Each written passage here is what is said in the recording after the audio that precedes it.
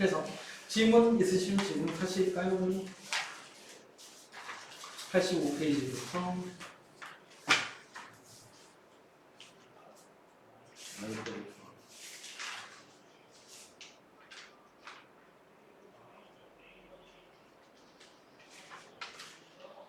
우초세다 5431 땡. 아니 오디오가 안 밀리고 이렇게 녹음까지 해야 되냐고 나쁜 놈들아. 약간 뻘치. 저는 질문 없어요. 그래요? 채원이는? 틀린 거? 모르겠는 거? 아니면 실제 숙제 안 했다거나. 그게 괜찮아 그 정도는. 어차피 그럼 질문할 거. 응? 질문할 거 없어요. 아, 네.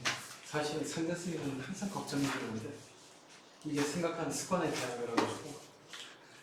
자, 어쨌든 그러면은 오늘은 어디부터일까요? 복습을 먼저 해야 되네. 오늘 아마 83페이지 아니야 83페이지 했지? 84페이지 남았을 거거든요. 맞나? 아닌가?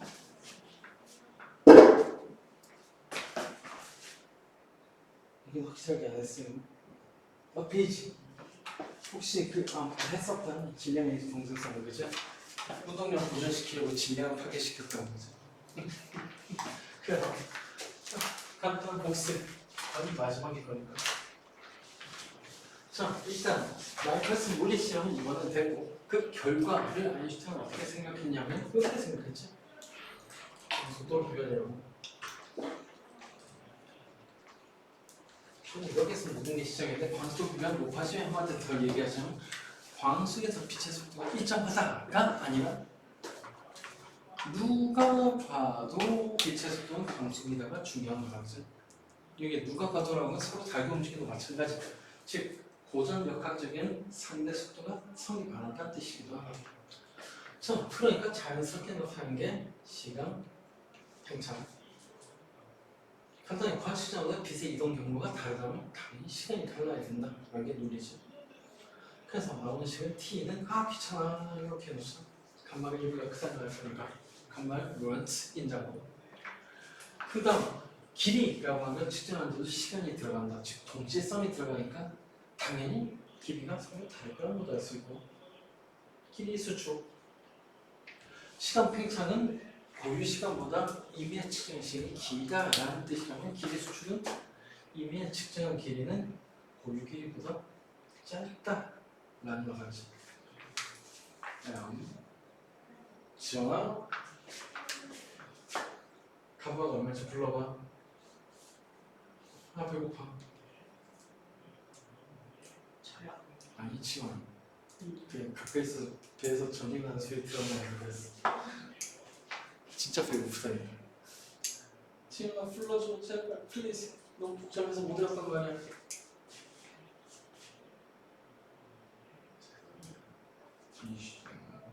그냥 지 뭐나? 마이너스 7. 괜히 부르다. 이었다. 이거 쓴 김에 이렇게 놓자. 언제 일이 성립하죠? V가 0이 되면 그게 제 일반적인 경우겠죠. 자, 그 다음 마지막으로 그러니까 빛의 속도 일정을 지키려면 당연히 시간하고 길이가 깨지는 뜻이다. 화계자 아인슈타인. 자, 그 다음 운동량을 지키려면 깨지는 게 누구였다? 질량이었다, 그지? 결론은 임의의 질량은 고유 질량이 돼가지고 이렇게 된다라는 거고. 그래서 나온 게 그럼 관계는 어떻게 되냐? 총 에너지는 이렇게. 정지 에너지는 원자 폭탄의 원리라고 했다, 그지? 아니 미친? 원리.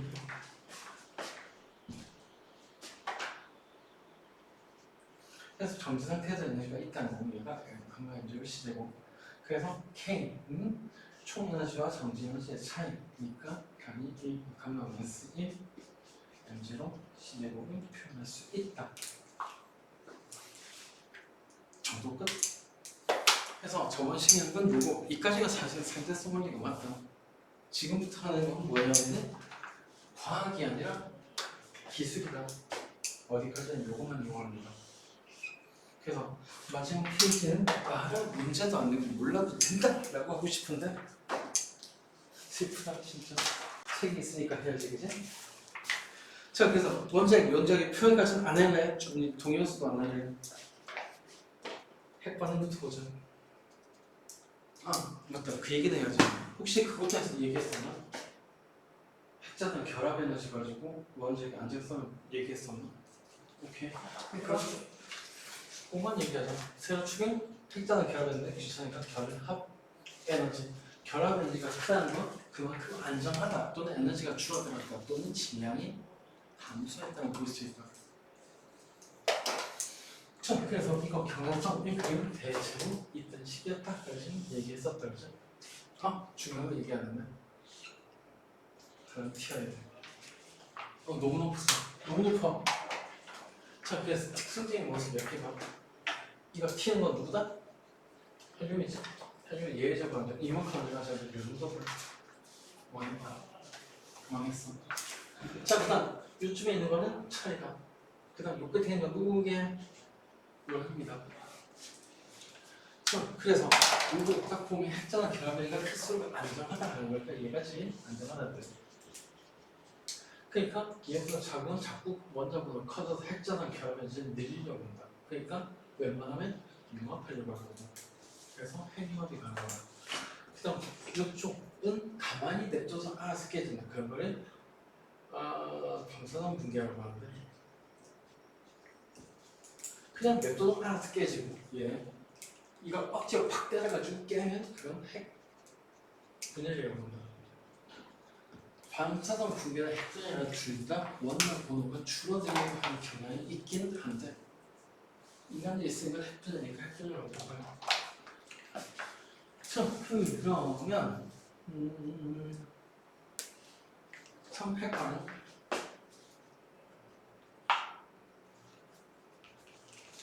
교과서도 완벽한 눌러놨어. 웬일이야. 핵반응의 반응식부터 1. 핵반응식 이건 화학 반응식이랑 비슷한 형태를 쓴다. 근데 단 핵 반응식을 화학 반응식이라고는 안 해요. 왜냐하면 화학이 가벼운 단계는 원자가 변하지 않을 때까지만 해요. 핵변을 일어나는 당연하게 원자 자체가 바뀐다. 따라서 핵반응은 당연히 물리변화다. 화학변화가 아니라. 왠지 물리변화가 중학교까지만 보면 되게 저급해 보이는데 사실 화학반응은 물리변화 중에 일부에 불과할 뿐이다. 배고파. 어쨌든 핵반응식이라고 하는 건 반응 전후에 당연하게 몇 가지가 보존되는 게 있을 거라는 얘기야. 그래서 화학 반응식은 비슷한데 얘는 보존되는 게 누구냐 하면 당연하게 첫 번째 전하량이 보존된다. 즉 핵반응식 전후에 전하량이 당연히 보존이 된다는 얘기야. 자, 그 다음 원자 번호도 보존된다. 다 당연. 질량수 보존된다. 그리고 책에 나오는지 안 나오는지 모르겠지만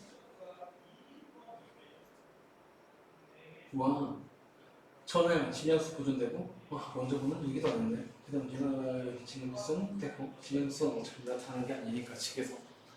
그럼 하나만 더 입자수가 보존된다.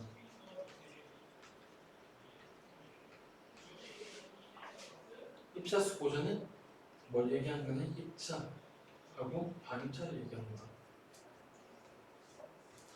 그래서 핵반응식 쓰는데 실제적으로 필요한 거를 적어놓고 시작을 할까? 어차피 핵반응이 일어날 때 주요 핵자는 양성자 아니면 중성자지. 양성자를 영어로 뭐라고 하게? 프로톤이라고 하는 거죠. 그래서 양성자 같은 경우는 대부분 P고, 그 다음 양성자 원자 번호가 몇 번이게? 지금 이거 당황했다. 원자도 아닌데 원자 번호를 물어가지고 뭐지? 있습니다. 양성자의 원자 번호 몇 번이게? 영화. 잘 생각해보면 양성자 수가 원자 번호가 있잖아. 그치? 질량수는 산화수는 이렇게 된다. 그럼 중성자는 어떻게 될까요? 뉴트로니까 N으로 쓴다. 원자 번호 몇 번이게? 0번이다. 질량수는 알다시피 1번이다. 질량수는 중성자 수 카운트 되니까. 그 다음 산화수는 0이다. 오호호호호호호. 그럼 전자는? 영어로 뭐라고 하죠? 전자를? 엘렉트론이라고 한다, 그죠? 알다시피 산화수는 -1, 전하량이. 원자 번호, 질량수는 당연히 0이겠지. 전자는 질량수에 반응 안 하니까, 그죠? 그럼 질문이다. 원자 번호는 몇 번이게?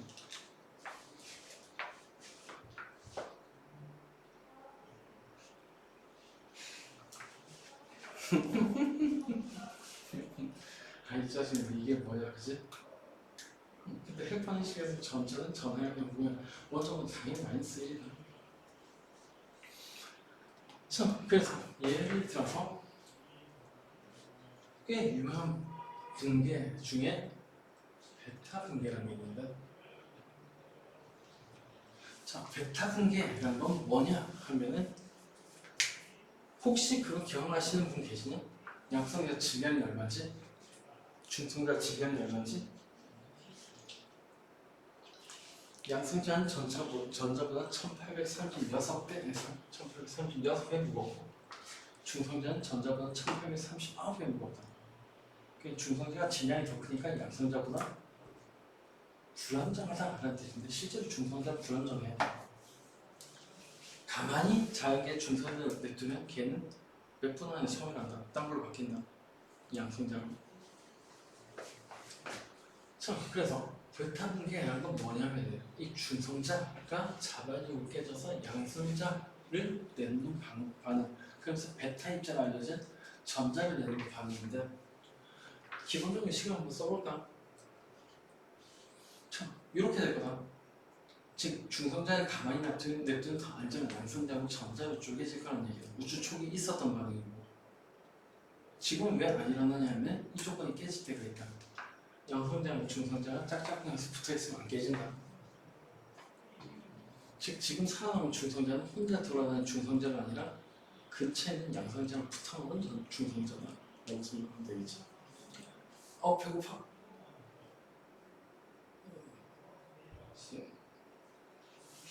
자, 그러면 잠깐 볼까? 얘 전화용방, 얘 플러스 1, 얘 마이너스 1이니까 전화용 보존된 거 맞나? 오케이. 질량수 볼까? 얘 1, 얘 1, 얘 빵이니까 질량수도 보존된 거 맞지? 전화용 보존. 그다음 이제 원자 번호 따져볼까? 1빵이지? 얘 1이지? 그래서 원자 번호가 유지가 되려면 n-1이 돼야 맞다는 얘기다. 그래서 전자의 원자 번호가 -1이 된 거라고 생각을 하시고, 자, 그런 다음, 와, 여기까지 하면 전환 분석, 원자 번호 분석, 질량수 번호까지 다 됐네. 이것도 따져볼까? 입자가 반입자인가? 자, 여기 있는 얘는 전부 다 입자가, 양성자의 반입자는 반양성자 P, 이거는 마이너스 되네. 중성자, 얘 반입자는 또 중성자도 됐고, 그 다음 전자의 반입자는 양전자라는 게 있다. 얘가 플러스가 되는 거야. 그럼 볼까? 반응자는 입자가 몇 개였지? 하나 나오잖아. 그럼 반응에는 2개가 됐지. 그럼 입자 수가 보존이 안 되네? 망했네. 그렇다면 어떻게 하면 되냐면은 여기에 반입자를 하나 추가시켜주면 된다. 그리고 관측하기 힘들도 에너지 질량 거의 없고 뭐 하여튼 그다지고 조금 붙여주면 되는데 그런 입장은 사실은 뉴트리노지.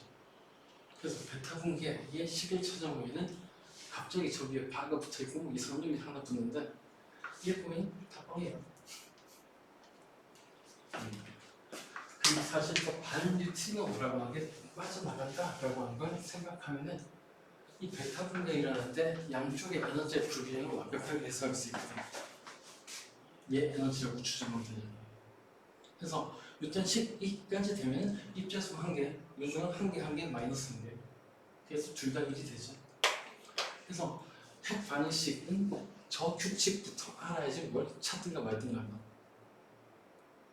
그리고 입자수 보존까지 하면은 하이탐의 분리 얘가 붙어있거든. 여기는 없겠지만 만약 얘도 안 들어갔네. 헉 슬프다. 그리고 핵반응식 컨닝하자. 여기 이따시고 뭐 이상한 거 잔뜩 써놨는데 질량수 보존, 전하면 부정 말고 사실 밑에 원자 번호도 보존된다. 네? 그렇다라는 거지 뭐. 그래서 그러면 핵 분열 맞네. 문제 좀 나오네. 그러고 보니까 이제 배가 아프기 시작했는데. 저녁 안 드셨어요? 아니 먹었어.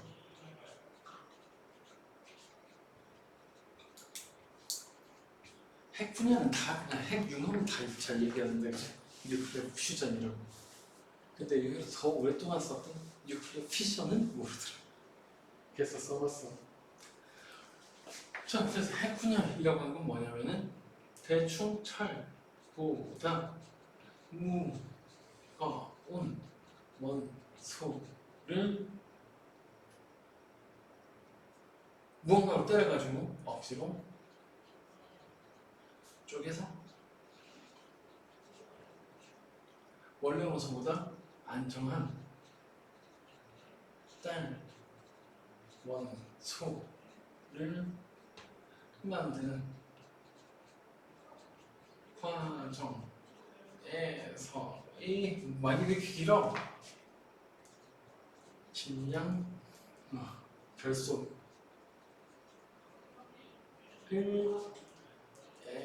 에너지로 없는 과정. 두 글자만 더 쓰는데 귀찮다. 자, 그래서 중요한 거 핵반응이 철도가 무거운 데서 일어나는 거. 두 번째, 얘는 가만히 냅두면 알아서 붕괴하는데 그게 기다리기 힘드니까 억지로 쪼갠다는 누군가를 써가지고 보통은 중성장이 온다. 그럼 뻑 쪼개지는데 안정을 따라온 서로가 되냐 되는데 말이죠. 재밌는 거 발견할 수 있고. 자, 안정한 원소라는 걸 조금 더 설명하자. 이쪽은 원자 번호. 여기는 이렇게 하자. 양성자 개수 대비, 즉 원자 번호 대비 중성자 개수를 그려놓으면은 일단 너네가 알고 있는 거 20번까지는 원자는 어떻게 구하면 되지? 그냥 원자 번호 곱하기 2 하면 되지. 왜 그게 성립하냐면 20번까지는 원자 번호, 즉 양성자 개수하고 중성자 개수가 대충 1대1이라고 한다. 그 얘기는 이 그래프에서 이게 그래프의 길이가 1이라죠. 그 20번까지는 이 그래프를 따라갈 거라는 얘기다. 안정원소의 기준. 얘는 길이가 1.5라고 하죠. 원자 번호 자연계 존재할 것 중에 제일 무거운 건 92, 얘는 1번일 거니까. 이때 안정원소의 분포를 그려보면 20번까지는 얘는 1 따라간다 그렇지. 근데 20번의 지나는 순간 얘가 떨어지기 시작해가지고 무렴 정도가 되면 거의 1.5에 접근한다. 증거도 있지? 간단하게 나트륨 같은 경우에 원자 번호는 11, 질량수 대충 22가 된다고. 20 아니니까. 혹시 우라늄도 얼마인지 알고 있냐? 원자 번호 몇 번? 91이라고 그러죠. 자연계 안정한 원소는 그나마 238이죠. 그럼 중성자가 몇 개나 되죠? 대충 140 몇 개나 되느냐? 146개인가? 거의 이쯤에 1.5지? 얘는 양성제라는 게 중성제라는 게 1대1인데 얘는 양성제 92개, 중성제 146개. 1.5 넘었네. 계산해볼까? 아씨, 이게 국가 생각 안 된다니까. 계산기 어딨어? 형, 쳤다. 계산기.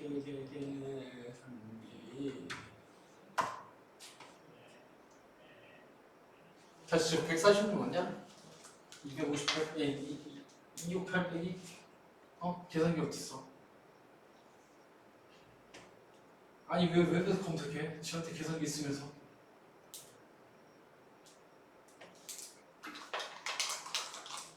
야 폰에 계산기 있는 사람 잠깐만 조금만 기다려.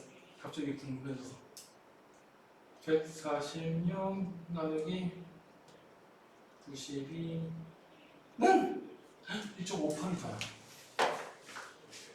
쭉 올라갔었네. 자, 그랬다라는 얘기다.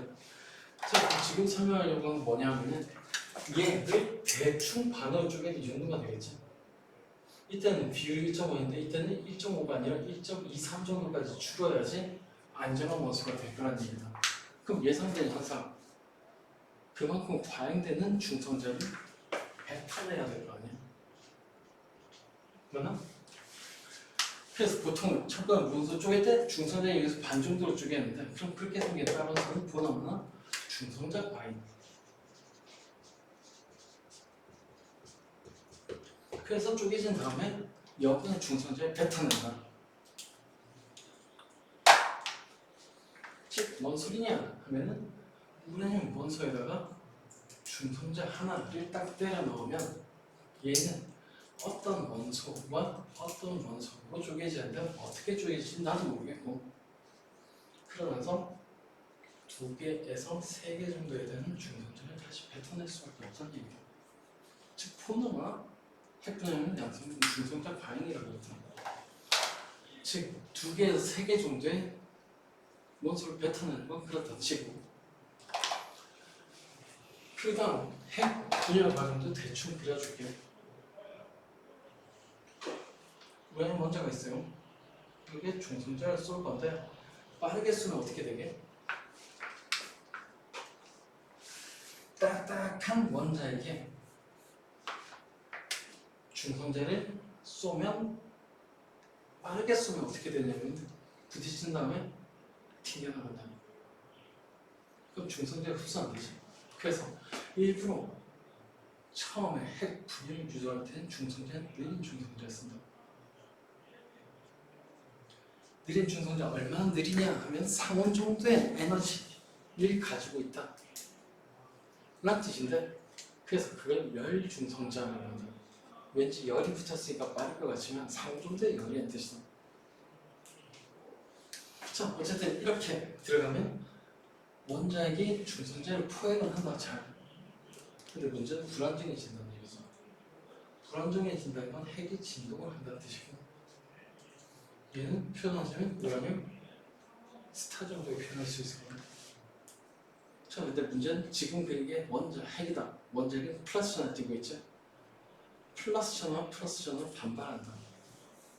근데 문제는 그 플러스 전화의 정기적인 반발력이 억제할 강력이 구적 전대기 백을 만들어.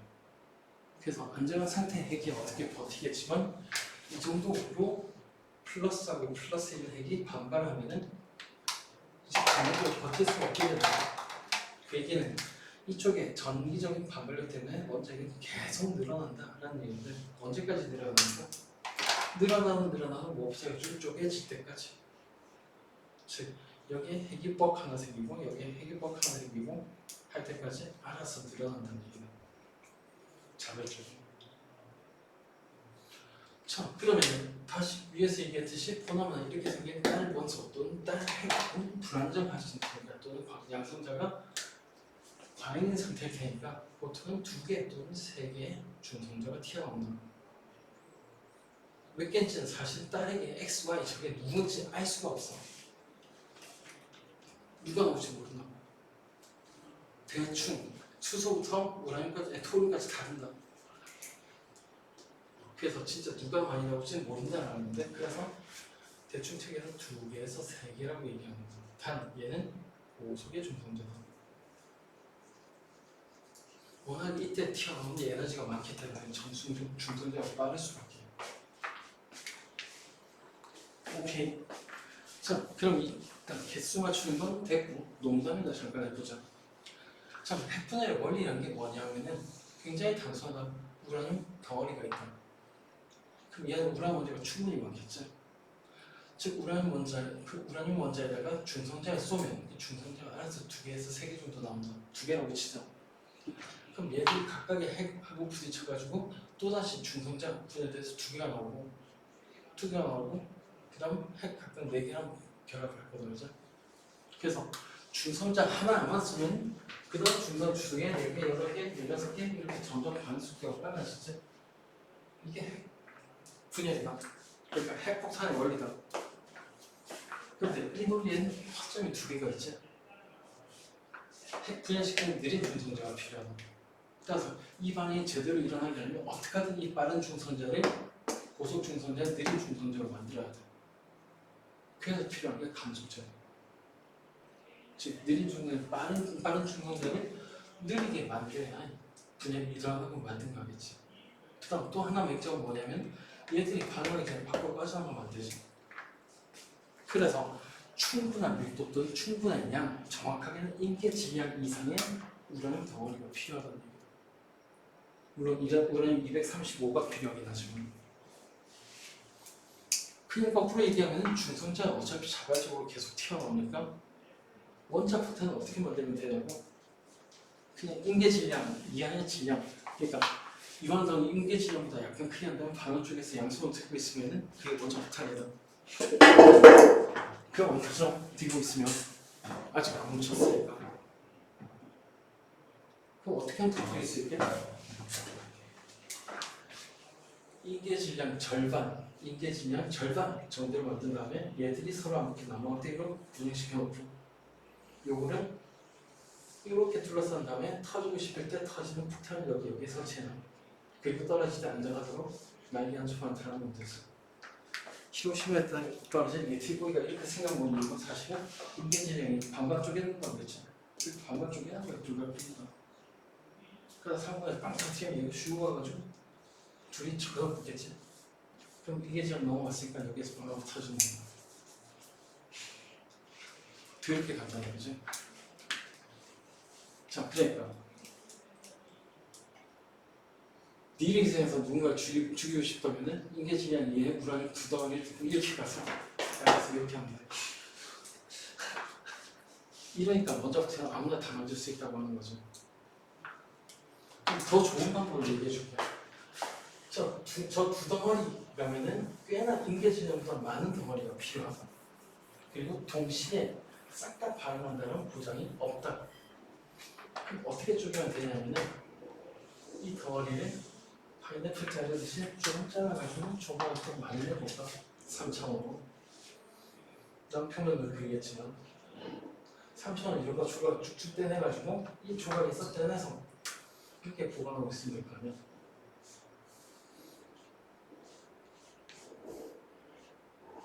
그렇게 해서 이런 덩어리 쪼개는 거 동시에 폭발시켜서 동시에 합체시키면은 당연하게 이 덩어리가 완성이 되면서 원자 폭탄이 폭발하게 되겠죠. 이거 왜 이렇게 그리는지 알겠냐? 이 표시는 본 적이 있을 거야, 그렇지? 방사성 표시가 이렇게 해서 나오는구나.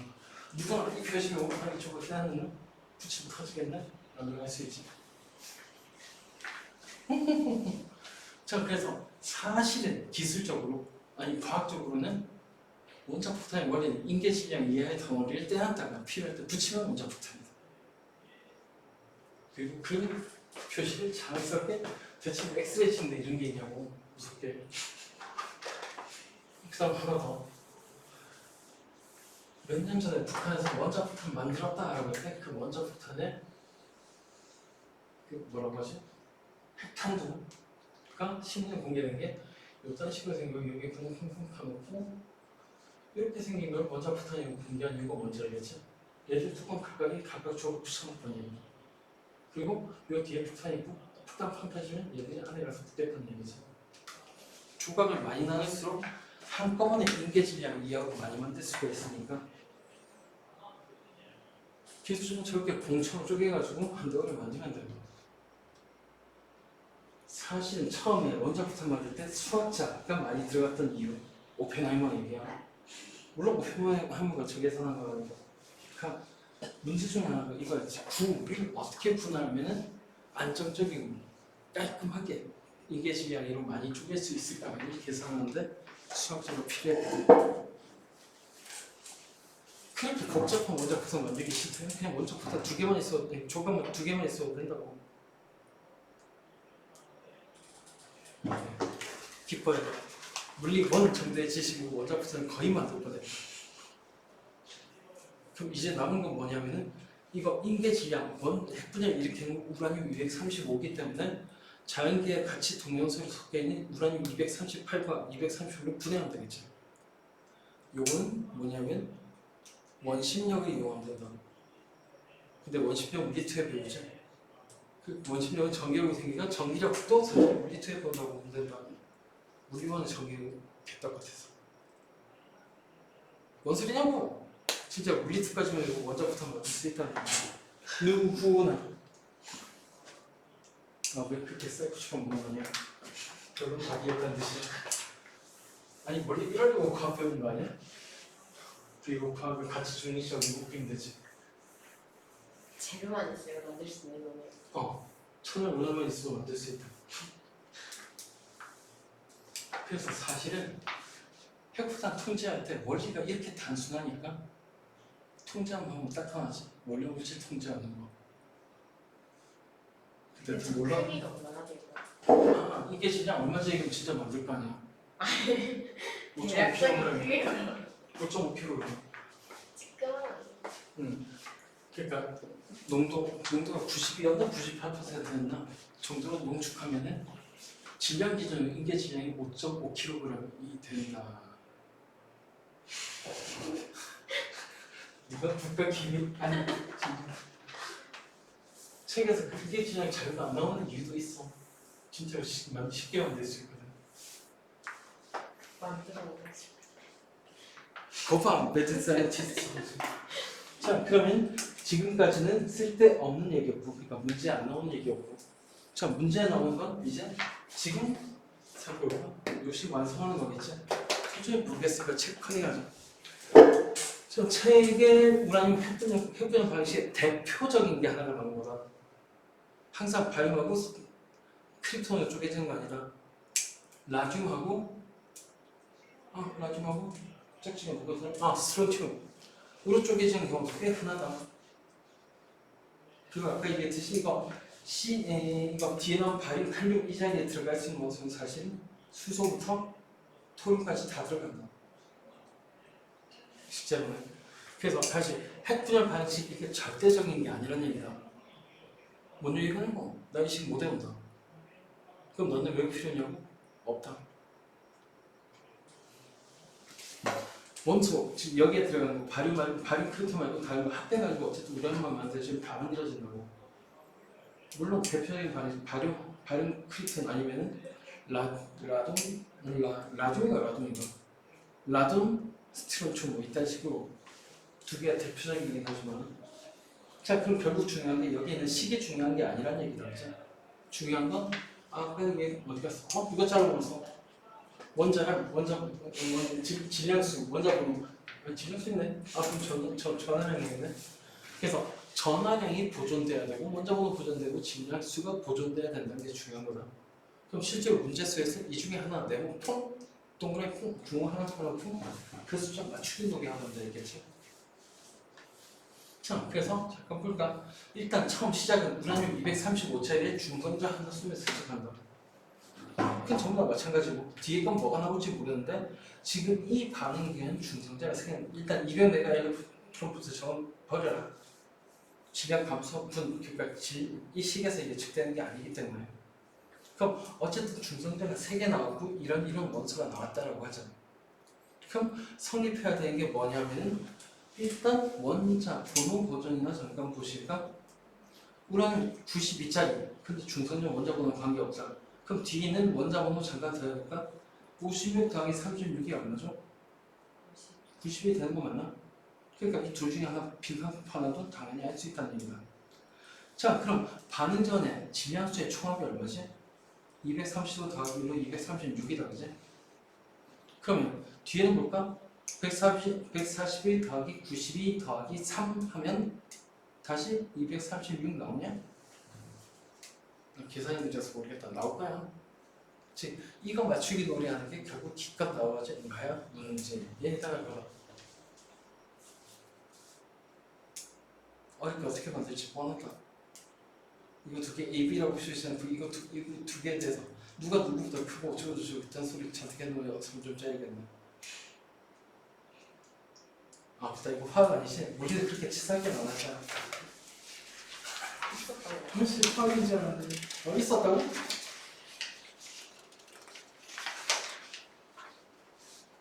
왠지 12번이? 아니네. 이쁘게 좋네. 9번은?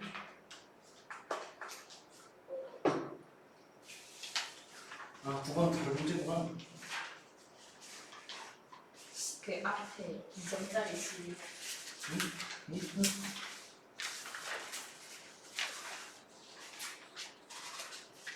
아니, 바로 나오잖아. 기본 바닥에 중성될 수밖에 없으니까. 아, 두 단계 주겠네. 우와! 핵분열 두 단계 주는 거 처음 봤어. 아니, 이게 핵분열 아니야.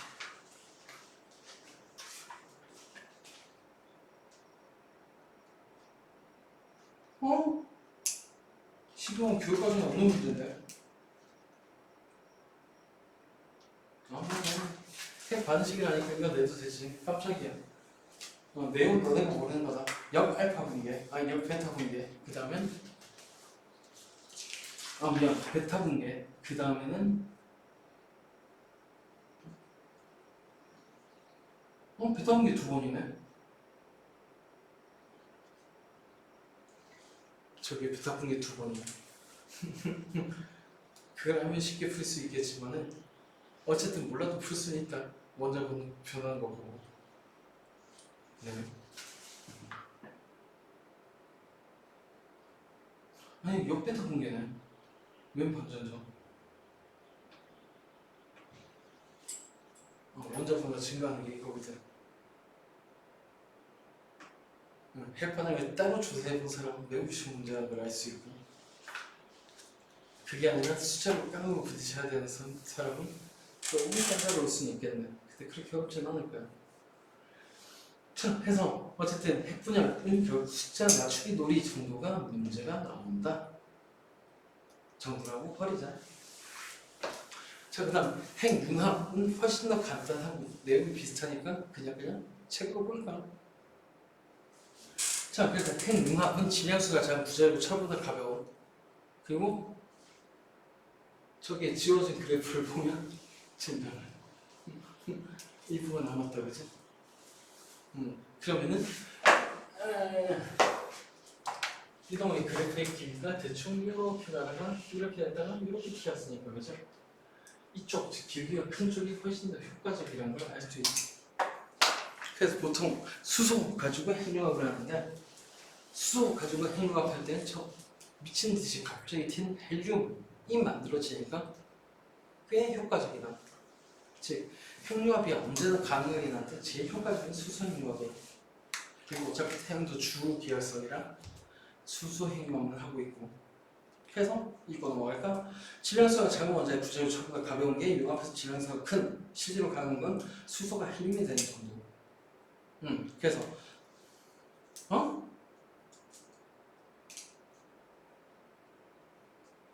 얘들이 드디어 미쳤구나. 중수소 원자가 삼중수소 원자액이 융합해서 헬륨 원자액이 되는, 얘라고 했네. 착하게. 깜짝이야. 그것이 그 얘이다 그러겠죠. 사실 그냥 수소, 땡수소 가지고도 이렇게 만들 수 있다. 예를 들어 수소 두 개가 핵융합해서 중수소가 되는 반응도 핵융합이야. 그 다음 그 중수소끼리 붙어가지고 양성자는 튀어나가면서 3헬륨, 그러니까 헬륨 3자를 만들거나 아니면 중수소하고 수소하고 부딪혀가지고 뭐 어떻게 해가지고 삼중수소를 만들거나 하는 게 전부 다 핵융합이다. 근데 책에서는 왜 하필 중수소, 삼중수소, 자기의 삼중수소가 얼마나 포함되어 있게? 존재비가 얼마쯤 되게? 3%? 0이야. 0이야, 0. 거의 0이야. 왜냐면 삼중수소는 반감기가 20몇 년밖에 안 되기 때문에 자연적으로 존재할 리가 없어. 땜빵이고.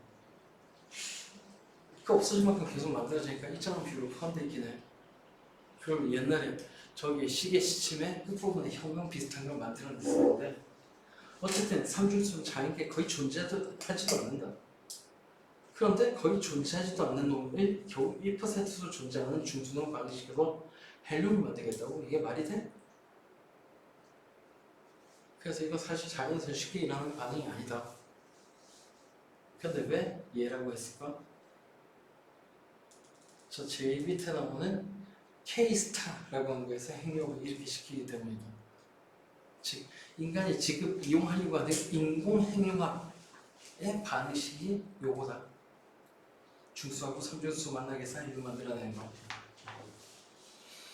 자, 그래서 어쨌든 중수 원자핵과 삼중수 원자핵의 헬륨이 만들어서 헬륨과 중성자가 생성되는 반응식 이런 게 밑에 나왔네. H12짜리, H13짜리 해가지고 H24짜리 하면은 질량수가 하나 남지. 그리고 원자번호 그대로니까 질량수는 제로, 원자번호는 제로고 질량수가 1인 입자가 필요하다. 그게 중성자지. 그래서 중성자 하나 튀어나오고 이때 또 결합해서 안정해졌으니까 결합에 의한 질량 변수만큼 에너지가 튀어나올 걸이라고 하는 식이 밑에 식이다. 물론 이것도 매우 가치가 있는 정도 중요한 식은 아니다. 특히 난 저 숫자 모른다. 와, 17.6 메가 일렉트론 볼트야. 아까 핵분해는 얼마쯤 나와도 200 메가 일렉트론 볼트라고 했다, 그지? 그게 핵분해는 훨씬 유리 아닌가? 그건 아니라 보통 재료의 양을 따질 때 같은 질량당 따지죠. 자, 그래서 사실 저게 우라늄 핵분열을 하고 수소 핵융합하고 따질 때는 핵자당 결합 에너지 예를 들어가지고 이 10.6은 5로 나누고 그 다음 200 메가 일렉트론부터는 235로 나눠서 비교하는 게 정상이다. 이게 질량당이니까. 그렇게 따지면 대충 봐도 수소 핵융합이 훨씬 더 에너지가 많이 나오는 거 알지? 알겠지? 같은 수준의 연료다.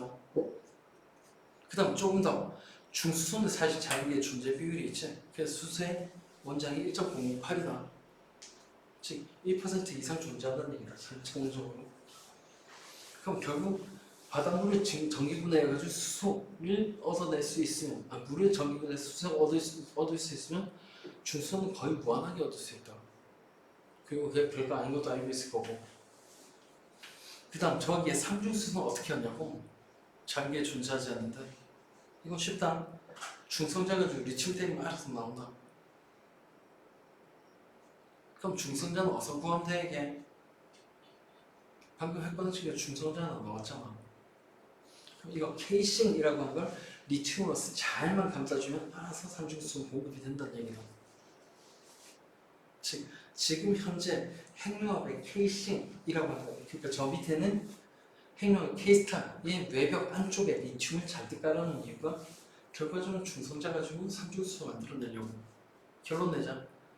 핵 분열은 어떻게 하든 우라늄 235가 필요하다. 그게 많이 나는 곳은 첫 번째 호주. 걔들 무슨 복 받았길래 20세기 초반에 약탈 깎아서 살아남았고 지금은 우라늄 팔아서 살아남아 있다. 신기한 놈들이다. 그래서 그런 나라한테 싹싹 비려야지 우라늄을 얻을 수 있는데 중국은 글렀다 그지 이제. 근데 핵융합의 재료는 물만 있으면 된다고 했지. 바닷물도 상관없다. 즉 우리나라 삼해의 바다니까 재료 걱정 없겠네. 리튬만 구하면 되겠네. 근데 사실 리튬도 바닷물에 뭐가 있다. 그래서 아주 심심한 사람이 이걸 계산해봤지. 만약에 지금 현재 에너지에 쓰는 정도로 핵융합으로 돌리면 그 재료를 몇 년을 버틸 수 있을까를 계산해봤다. 그랬더니 50억 년이 나왔다. 그거에 걱정이 없다는 얘기야. 그래서 만약에 핵융합이 상용화가 된다면 재료 걱정 없이 꽤나 많은 에너지 아마 지구가 멸망할 때까지 펑펑 쓸 수 있을 거다. 딴 나라하고 전쟁할 필요도 없이. 불쌍한 나라도 있긴 하지. 바다하고 접하지 않은 몽골이라든가 아니면은 아르헨티나한테 해변을 뺏긴 칠레라든가 좀 불쌍한 나라가 몇 개 있긴 한데 그 몇몇 나라를 제외하고는 아마 전 세계가 에너지 걱정 없이 펑펑 에너지에 쓸 수 있게 될 날이 올 거다.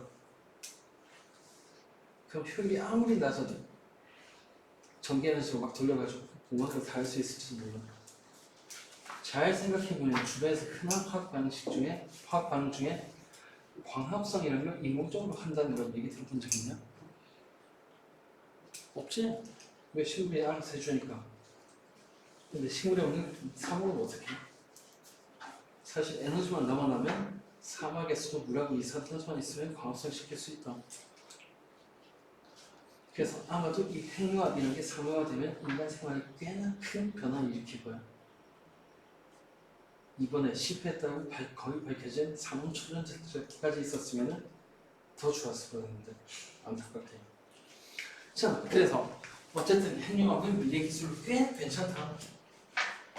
난 미래에 뭐 할지 모르겠어요 라고 한다면은 핵융합에 올인하는 것도 괜찮아. 그 다음 세상이 전부 다 그렇듯이 싸움하고 경제 싸움은 선방 날리는 게 짱이 다르죠. 질문. 지금 현재 상용 핵융합 기술이 제일 뛰어난 나라가 어디 이게? 우리나라. 흔치 않게 우리나라다. 그래서 밑에 과학도프에 우리나라 핵융합이 케이스타가 나오는 거야. 그리고 아마 며칠 전에 케이스타의 기술을 거의 그대로 응용해서 소프트웨어 거의 그대로 쓴 ITER이라는 게 상용 실증을 완료했다는 뉴스가 떴다. 아마 2, 3일 전이거든. ITER. 그래서 보통 그렇게 실증어가 만들어진 다음에 상용으로 돌리는데 10년 정도 시간이 필요하거든.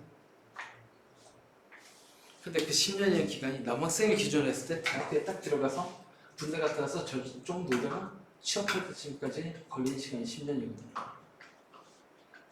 그래서 사실은 지금이 핵융합에 선박될 때 제일 좋은 시기다. 지원이 어떻게 대학교 갈 때까지 4년이나 남았네. 괜찮아. 딴 데로 가니까 괜찮아. 시간을 고려해보시지. 핵융합 괜찮은데 진짜. 이게 뭐야? 초전자들 따위로 다 차원이 다르게 유명한 사람입니다. 자, 그래서 K스타가 뭔지 잠깐 보실까? K팝 스타가 아니고 K는 유치하게 뭔지 알겠지? 근데 스타는 별이란 뜻이 아니라 물론 인공행위로 별을 올리니까 스타라고 붙인 거겠지만 뜻이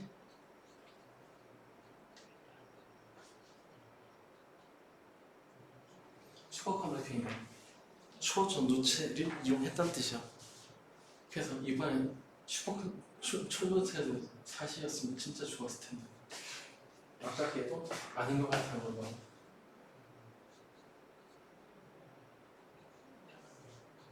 토카막이라는 게 특이한 말인데 토카막은 영어로 얘기하면 토로이달, 챔버, 마그네틱의 약자라. 근데 왜 저렇게 철자가 됐냐면 러시아어거든. 그래서 핵융합과 토카막이라고 생각하면 돼. 그러니까 우리나라의 K스타의 특징은 초전도 토카막 핵융합의 특징이었다. 뒤에 건 별거 없는 얘기.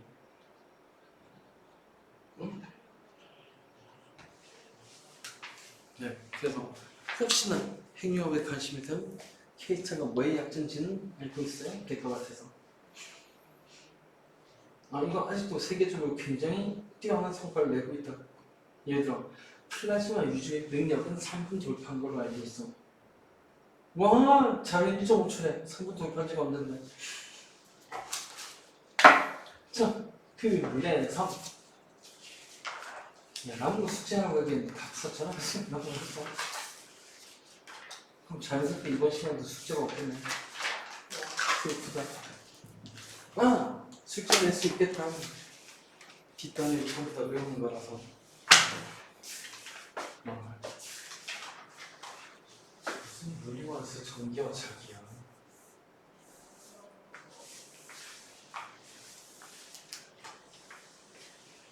잠깐 쉬었다 하자. 칠판 치고 물 떠올 때까지. 대략 3분 24초 정도 걸리더라. 뭐 드세요? 응? 뭐 드세요? 과자. 아, 아니야. 안 먹어. 책상에 케이크 남았다니까. 아, 요즘 다이어트 중이야. 안 믿는다. 아니 아, 실하게. 저러고 보시는 거야. 누가 집에서 좋은 태도. 배고파. 참. 진짜 살 빠졌나? 왜 바지가 내려가지? 도망간다. 나도 못 들어갈 건데. 새치기야 지금. 배고파. 배 채워야지. 시가 잠들이자. 뭔 얘기를 하려고? 그나마 재밌는 부분이었네?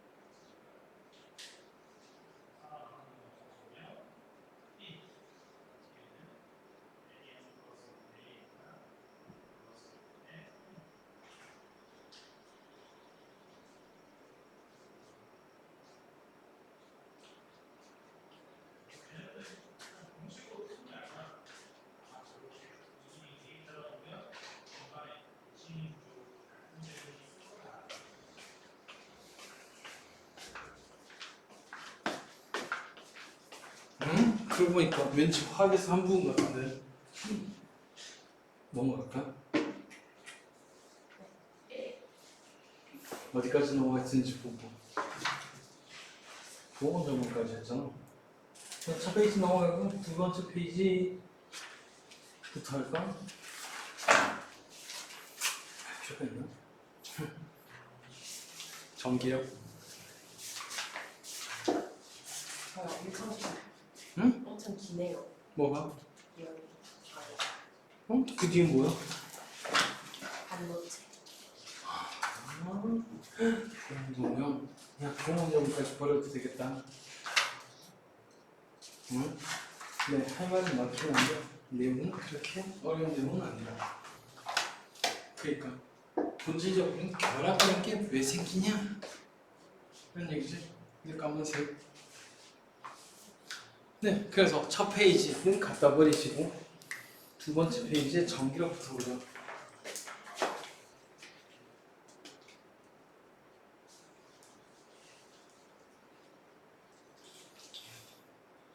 뭔지 모르겠으니까 시원아 커밍 좀 해줄래? 전기력이 뭐라고 돼 있죠?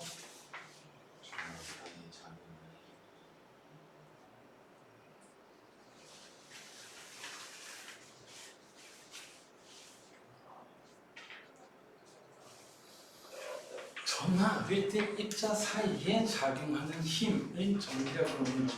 그냥 전하 사이에 힘이라고 봐도 좋아. 그럼 책에 안 나오는 거 말이야. 전하부터 영어 따져볼까? 저는 영어로 찾으라고 한다. 정확하게 엘렉트릭 차지라고 해야 되는데 어쨌든 전하는 보통 Q라고 쓴다. U는 히트, 즉 열을 Q라고 쓴 거랑 똑같이 저거 양이라는 걸 정말 양. 자, 그래서 전하라는 게 뭐냐면은 전기 현상의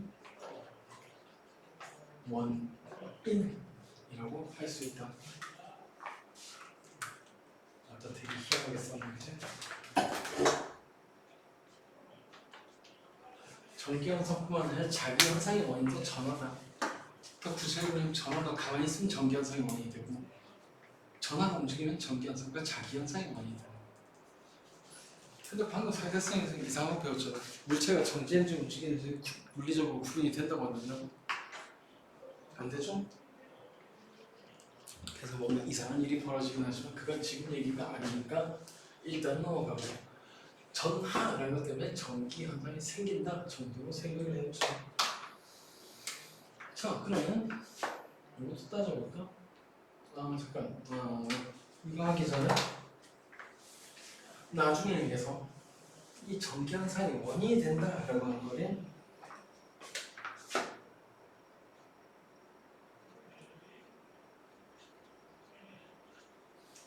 이런 개념으로 다시 한번 정의하자. 이게 F는 MA 진짜 뜻이라고 봐도 좋고 어쨌든 힘이란 거는 일반론을 얘기하는데 자, 어떤 특정한 힘이란 건 어떤 식으로 작용하냐면 특정한 양에 대해서 그 특정한 장이 작용한다. 예를 들어 너네가 배운 거 기준으로 다시 얘기하면 중력이란 종류의 힘이 있는데 그 중력이란 장에 작용하는 양은 누구냐면 일체의 고연 양이라고 하는 진 양이 작용해서 중력의 장이 작용한다라고 표현할 수 있다. 뭔 뜻이냐면 중력은 질량 곱하기 중력장이라고 우리가 배웠지. 그럼 여기서 저 장의 개념이 누군지 알겠지? 시가 뭐죠? 중력 가속도였잖아. 그래서 특정 장이라고 하는 건 고전역학적으로는 일종의 가속도의 원인이 됩니다.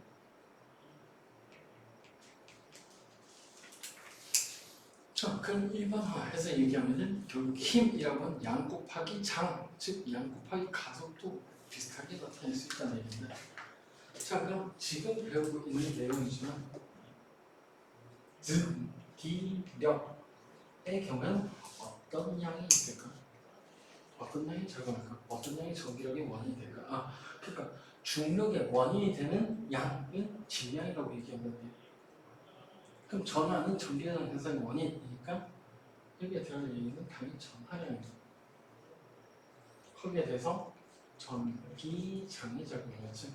이 식은 나중에 볼 식이겠지만 그래서 전기력이 기본되는 F는 MA에 해당하는 식은 F는 Q라는 식이 돼요.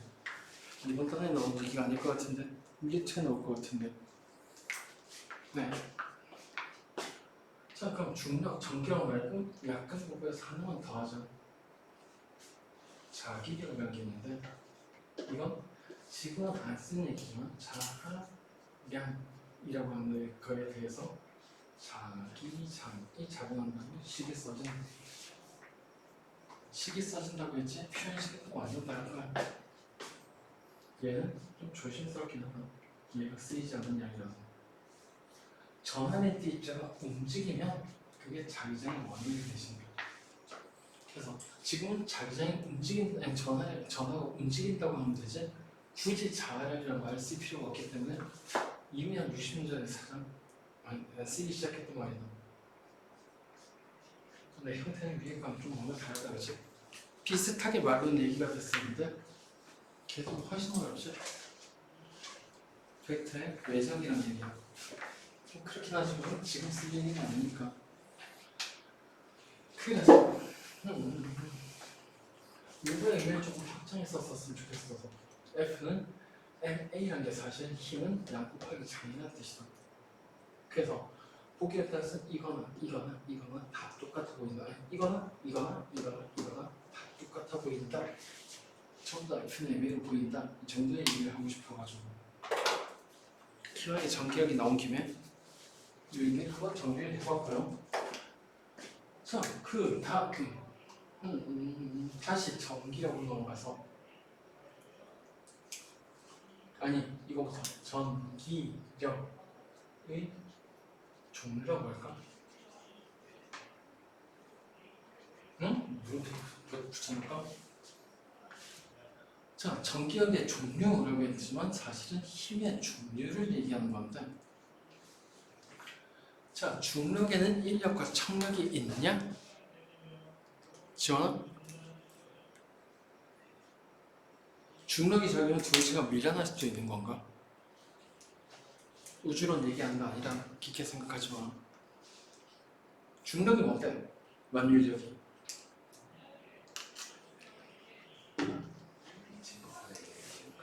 두 거지 끌어당기는 얘기만 있다고 하지? 그 얘기 청력이 없다는 얘기다. 근데 다시 얘기하면 중력은 종류가 한 가지다. 왜냐하면 중력에 관계된 양이 한 가지밖에 없어서. 그런데 전기의 종류는 사실은 두 가지죠. 구체적으로는 인력하고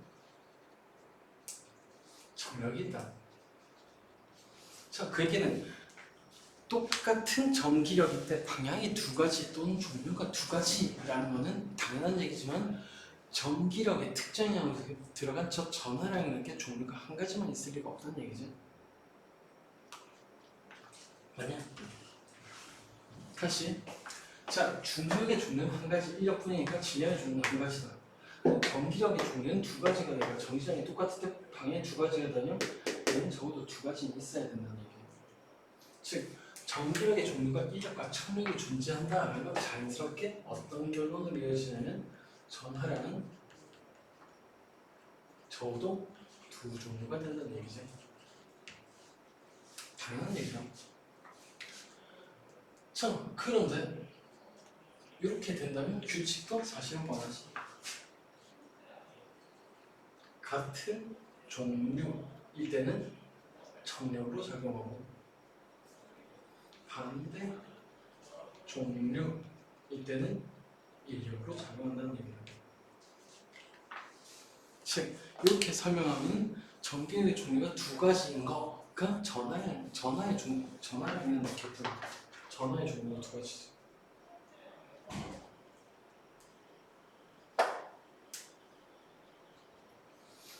이렇게 얘기하면 되지. 자, 그럼 이제부터 조금 다른 얘기, 우스갯소리를 할 건데 자, 일단 자연의 성질에서 나타나는 건 전기력이 확실하게 두 종류인 거. 그 다음 F는 MH처럼 힘에 끼워 맞추면 전하의 종류가 두 가지가 될 수밖에 없다는 얘기다. 그러면 이제 그 두 종류를 구분해야 되겠죠. 좋은 방법이 있을까? 두 가지가 있는데 그 두 개를 구분할 수 있는 방법. 제일 간단하게 전하 A, 전하 B 이렇게 두 종류가 가면 된다. 그 다음 어떤 정신에 대한 하나는 플러스 하나는 마이너스로 오겠다. 그 벤자민 프랭클린은 번개맞이 돼 있어. 근데 왜 벤자민 프랭클린이 까고 시작하냐면은 전업 때문에 너네가 고생하고 있어서 그래. 벤자민 프랭클린 그냥 아무 생각 없이 플러스 마이너스. 근데 대부분 사람들이 플러스 좋아하니까 전류의 방향을 플러스가 움직이는 방향으로 정했다.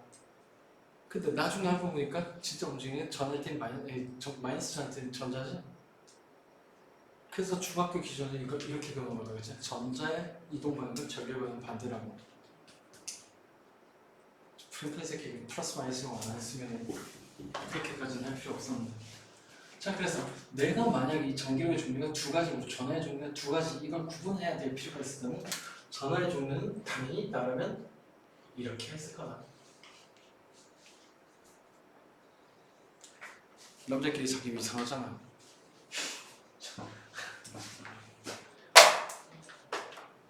남자분들 우리 넘어가자. 자, 그래서 벤자민 프랭클린이 이걸 이렇게 하는 말을 너네가 지금 고생하고 있다 정도로 얘기하자. 자, 왜 이렇게 우스갯소리를 했냐면은 플러스가 플러스인 이유는 없다는 얘기다. 물론 마이너스가 마이너스라고 분류해야 될 이유도 없다. 어디까지나 플러스 마이너스는 두 종류를 구분하기 위한 수단에 불과할 뿐이다. 그나마 거꾸로 정했고. 자, 그래서 그 전화의 종류가 플러스 마이너스 두 가지. 그 플러스 마이너스 왜 항상 얘기하는지 모르겠어가지고 오히려 더 중요한 게 두 가지라는 게 더 중요한 얘기인데. 자, 그다음 증기력의 크기.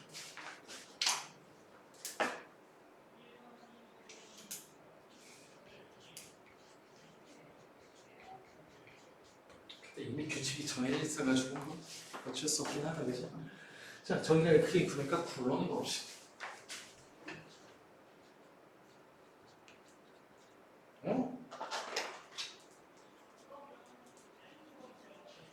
물리 시간에 예의도 가르쳐주니까 좋은 시간인 것 같다, 그죠?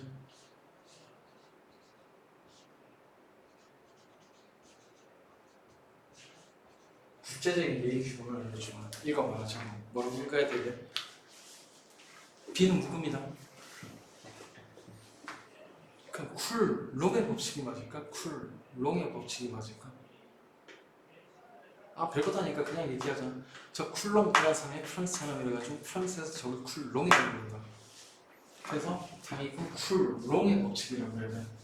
단 이 사람의 이름을 딴 전화의 당이 요거는 뭐라고 읽어야 된다? 1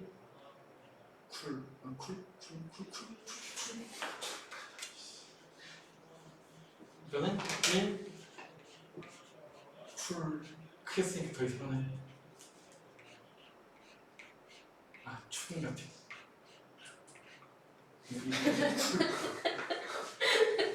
아니, 빨리 쓰면 롱하고 롱하고 헷갈린단 말이야. 그래서 이 롱이라고 부르는 게 맞다. 이거는 물론 아, 왜? 왜 갑자기 생각하셨어? 어땠어? 롱의 법칙이라고 부르는 거야. 사실 이건 국제사회, 그 학술들 뭐 그런 데 갔을 때는 기본이다. 모든 분야가 마찬가지다. 어떤 놈의 법칙이라면 이름 똑바로 불러주고 뭔가 욕을 하는 것 같지만 그 다음 걔가 워낙 유명해서 단위로도 쓰면 그걸 그냥 영어로 읽으면 된다. 자, 그래서 어쨌든 쿨롱의 법칙이라고 하는 건 정리하는 크게 나타내는 건데 이건 어디까지나 실험식이다. 무언가에서 유도된 게 아니라 실험식이라는 얘기다. 혹시 나중에 대학교 가서 내가 거짓말했다고 하지 마. 사실은 전기장의 가우스 법칙이라고 해서 쿨롱의 법칙은 금방 유도된다. 그래서 기본식이 아니라 그래서 규칙을 왜 배우는지 난 모르겠는데 어쨌든 자, 과정 따로 깔면 이래서 내가 시간다. 실험식이니까 암기하는 거지. 암기 진짜 질색인데. 자, 그래서 사실은 나중 어느 정도 수준 된 이후에는 물리원은 안 보는 게 낫다. 이 파트부터는 아무 내용 없어서. 자, 반도체니까 반도체에서 하는데 쿨롱의 법칙이 필요한 건 아니니까. 자, 그래서 암기하자 어쩔 수 없다. F는 K 쿨롱 상수라고 하는 놈이고 R 제곱분의 전할 1, 전할 2라고 하고 이 법칙을 그냥 암기하시면 됩니다. 자, 여기서 K는 K는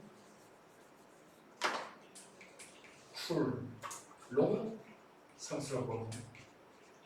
이 쿨롱 상수는 워낙에 중요한 값이니까 외우는 것도 추천한다. 왜 자꾸 암기냐? 시카고의 한계가 몇 개야? 그래서 K는 대략 값이 얼마쯤 되냐면 9 곱하기 10의 9승분의 값을 가진다. 8.9g 나왔냐 이거 혹시? 8.9g 나왔네. 그래도 이렇게 해놔주자. 이게 더 편하니까. 왜 편하냐고? 여기엔 똑같은 글자가 3개가 들어가게 되는 거지. 쿨롱 상수는 9 곱하기 10의 9. 왜? 나도 이거 쉽지 않다고. 뭐 소리인데 소리. 아, 왜? 이게 제일 쉽다니까. Q하고 Q는 각각의 전하라는 거. 그 다음 R은 전원 사이의 거리다. 자, 그래서 안타깝지만 쿨롱의 법칙이란 건 물리와 수에서 실험식이라 암기니까 어쩔 수 없이 암기를 해야 되는데 이마저도 인정하기 싫으니까 잠깐 따로 하나 비교해볼까? 만유력의 법칙이랑 이건 유도도 했었으니까 이제 F는 G 라일 제곱분의 M1 M2죠. 그러니까 물리학적으로 보기에는 어떻게 보이냐면은 둘이 동일하게 보인다. 왜냐하면 이거 둘의 차이를 볼까? F는 똑같고 있지? K 대신 G 대신 K가 들어갔고 R 제곱은 여전히 건재하네. 그 다음 Q1, Q2 대신에 M1, M2가 들어가지. 당연한 게 중력, 만유력은 어차피 잠깐만 우리 만유력 유도 안 했었네. 원이잖아.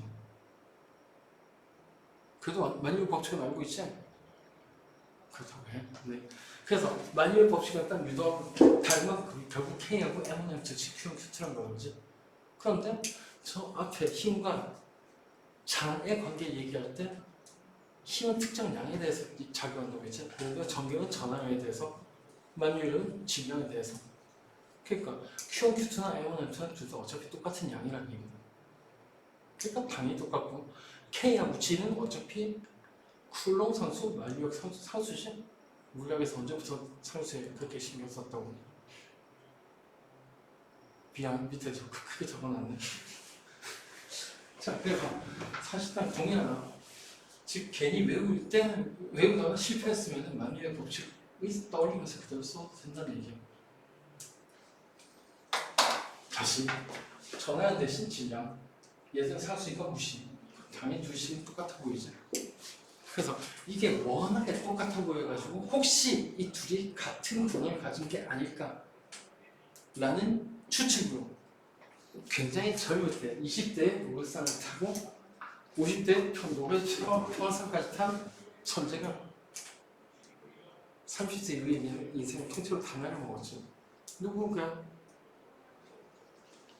이 두 개 쿨롱의 법칙하고 만유력 법칙을 통합하려고 한 50년을 허송세월 지는 천재 아인슈타인이야. 그 놀라운 사실 아직도 저 두 힘은 통합이 안 됐다. 나머지는 다 됐다는 얘기야. 양력, 전자기력, 중력은 다 통합이 되는데 얘는 아직 놀고 있어. 그러니까 만약에 이 둘이 왜 똑같이 생겼나라는 걸 제대로 증명할 수 있다면 확실한 노벨상감이다. 친구한테 권해라. 네가 미워하는 친구한테. 엄청 어렵다. 자, 그 다음 원자의 속박된 전자는 뭔지 모르겠으니까 대충 넘어갈까? 속박됐다는 게 무슨 뜻이죠?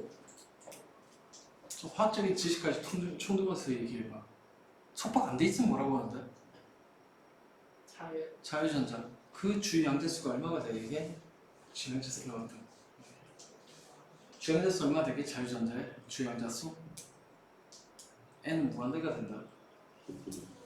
그 얘기는 N이 무한대라면 속박됐다. 그럼 그 N이 무한대가 아니라면, 즉 원자하고 상정에서 궤도 운동을 하고 있다면은 당연히 현재 이론으로 오비탈 중에 어딘가에 들어갔다 또는 보원자모의 특정 궤도를 돌고 있다라고 해석이 되는 거죠. 그럼 당연히 가진 현상은 특정 에너지만 가지겠죠. 맞나? 즉 원자의 속박된 전자의 가장 중요한 특징은 전기하고 잡혀있다가 아니라 특정 에너지값만 가진다는 게 제일 중요한 성질이다. 근데 여기에서 진짜 웃긴 얘기네. 원자에 속박된 전자, 원자가 전자 사이의 전기력으로 속박이 돼 있다는 얘기지.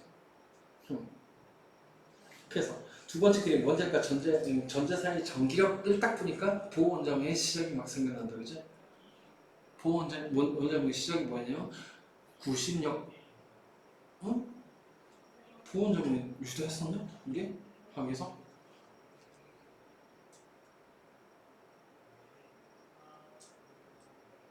화학원이니까 스펙트럼 나오진 않았잖아. 한 적이 없나? 그거 한참 붙였잖아. 입혔다면 이야, 차라리 필기가 했네. 거기에 식의 제일 처음이 그렇게 돼 있을 거예요, 그지? F는 mr 제곱분의 v 제곱, mr분의 v 제곱은 kr 제곱분의 2제곱. 그게 전기력이 96F에서 원동한다 라는 얘기였지. 자, 어쨌든 문제 수법된 전자라는 이름을 얘기하는 거고, 탈부제의 전기력의 종류는 나도 모르겠다. 뭐기만 입력천연이지? 그리고 이 그림 보니까 생각나는 게, 당연히 마찰 전기로 정전기를 만들었을 때는 전하량은 똑같다. 전하량 분은 당연히 반대다. 왜냐면 전자가 이동했다는 한 놈 잃었으면 한 놈 얻었다는 뜻이니까. 뭐 이런 거. 또 두 번째, 두 점전과 같은 전기력이 0인 지점 촉적 원본 왜 나와? 자, 이건 과학 도구가 아니라 사실 문제다, 그치? 문제에서 흔하게 이런 걸 찾기를 시키는데, 당연히 얘기지만 전하의 종류까지 포함해서 잘 생각해야 된다. 예를 들어 전하의 종류가 같은 종류인데 그 사이에 누군가가 전기장이 방해됐다는 것은 힘의 방향은 반대. 그 다음 전하의 곡분의 거리 제곱한 게 일정하다는 뜻이 되겠죠. 그때 전하의 종류가 반대라면은 그 사이에선 절대로 전기장이 방해되는 경우가 없다. 그 바깥쪽까지 갔을 때 인류가 참여하기 반대 방향으로 작용해야 같은 반대 종류일 때 전기장이 방해될 수 있어. 그래서 어쨌든 이건 문제마다 케이스 바이 케이스로 생각하는 방법을 얘기하는 거니까 읽어보고 싶으면 읽어보시고 문제를 풀어보면 바로 알 수 있을 거다. 오호호호. 그 다음 원자 스펙트럼. 그냥 이거 정리한 적이 없으니까 할까? 아니야, 귀찮아. 책으로 나와자. 그래서 어쨌든 책대로만 얘기할 생각은 없으니까, 자, 스펙트럼부터 뭐라고 정리되는지 보자. 빛의 파장 또는 진동수에 따라 나타나는 색의 띠나 분리는 될 수도 있고 안 될 수도 있다. 자, 그래서 다시 빛의 파장에 따라 나타나는 색의 띠라고 했는데, 사실 이걸로 충분히 정의가 된 건 아니다. 더 정확하게 얘기하자면 빛의 파장 또는 진동수에 따라 빛의 세기를 나타내는 그래프라고 하는 게 사실 스펙트럼의 더 정확한 정의다. 세기까지 따지는 게 정상이라는 얘기다. 자, 근데 어쨌든 여기서는 별 필요 없는 얘기니까 일단은 했어요. 자, 그 다음 연속 스펙트럼이라고 했는데, 연속 스펙트럼은 정의는 얘기 안 하네. 모든 파장에서 빛의 세기가 있다. 즉 빛의 세기가 연속만 나타난다는 얘기다, 그지? 그럼 됐고, 얘나 외워두면 되겠지? 햇빛, 백열등 같은 놈들이 연속 스펙트럼을 낸다. 근데 난 외우는 거 싫으니까 조금 분석을 해볼까? 자, 햇빛 밑에다가 이렇게 써볼까? 플라즈마라고. 그 다음 백열등 밑에는 이렇게 써볼까? 금속이라고. 어차피 빛을 내는 게 금속인 필라멘트다, 그죠? 질문이다. 플라즈마와 금속의 공통점이 뭔지 알겠나?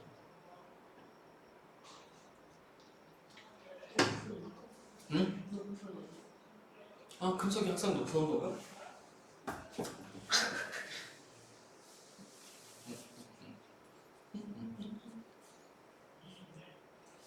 자, 플라즈마라고 하면 원자에서 전자를 떼어낸 상태를 얘기하지. 보통 다 떼어낸 상태를 얘기한다. 그냥 원자에게 속출된 전자 없다는 얘기다. 이런 말은 뒤집어서 자유전자가 있다는 뜻이지. 그럼 금속은 왜 금속이게? 그럼 공통점이 뭘까? 네. 그래서 이 선스펙트럼이 나오는 거에 공통점은 자유전자가 있다는 얘기다. 더 정확하게는 자유전자가 존재하고 그 자유전자가 빛을 낼 수 있어야 돼요. 근데 자유전자는 정해진 궤도가 없으니까 당연히 아무데나 떨어질 수 있겠지.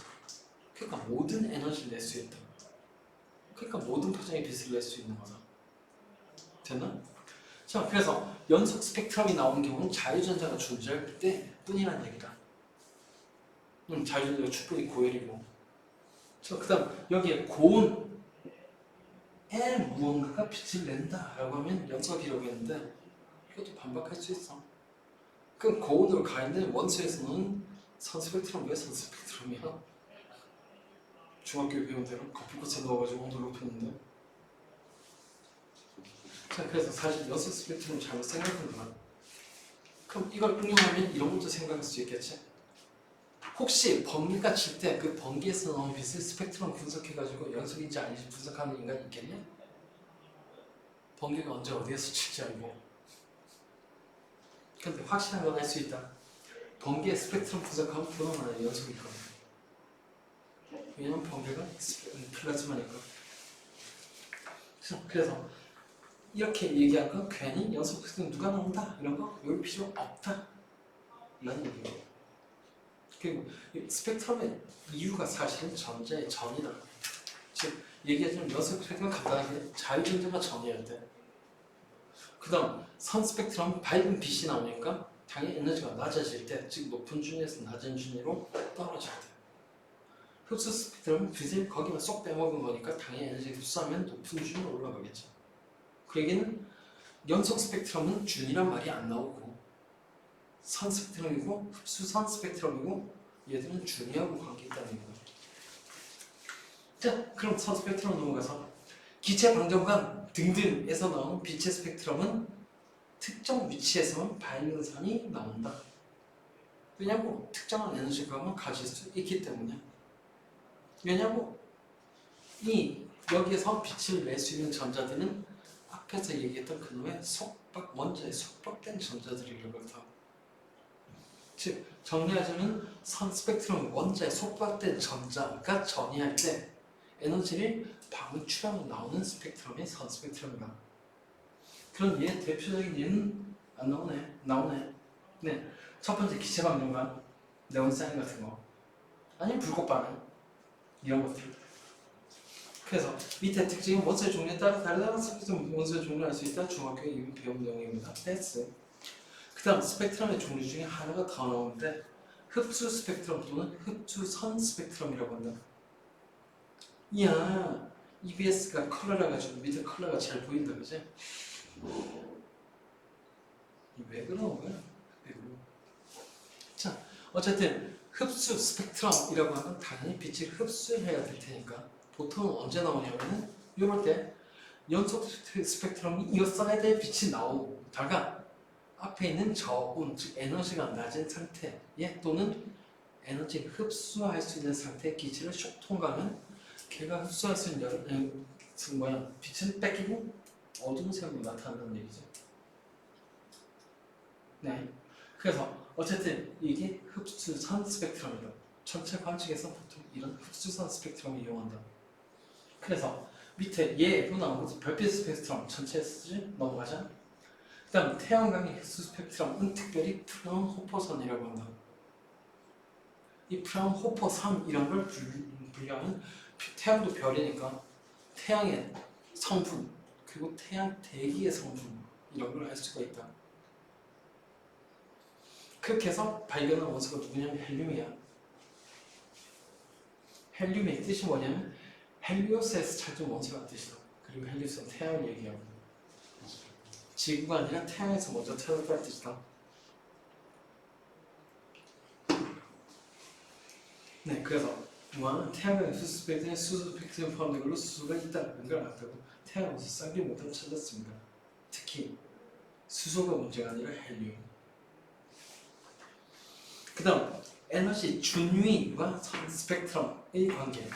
준위를 화학 시간에 드럽게 많이 얘기했으니까 준위가 뭐다? 영어로 레벨이라고 있다, 그지? 특정 에너지 값이라는 거지.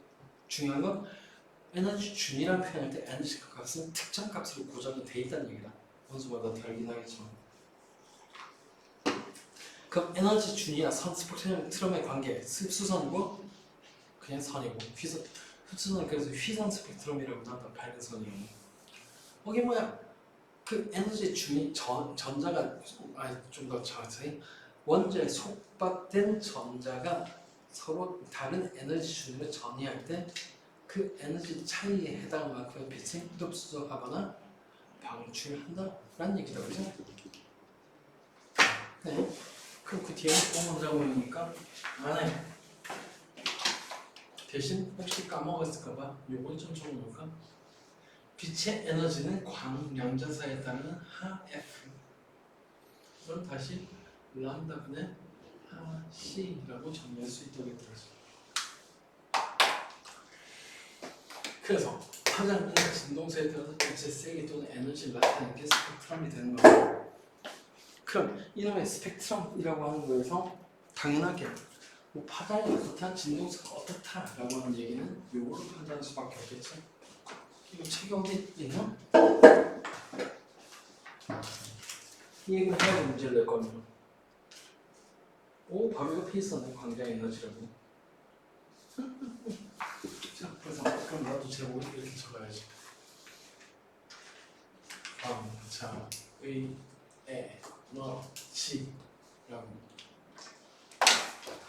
그리고 의외로 본문 내용의 전후의 스펙트럼이 뭐다라는 내용보다 얘가 훨씬 중요하다. 한 10배쯤. 방금 이 공부는 이제 못 나왔다는 거야. 아니 무슨 유치하게 중학교도 아니고 다음 주 연속 스펙트럼 내는 것은 뭐 이딴 문제를 내겠네?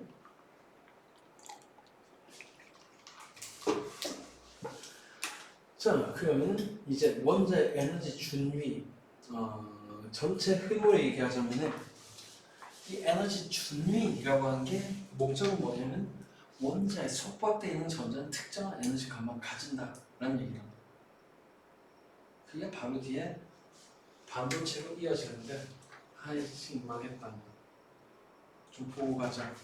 이게 식은 전부 다 끄집어내야 되기 때문에 자, 원자의 에너지 준위.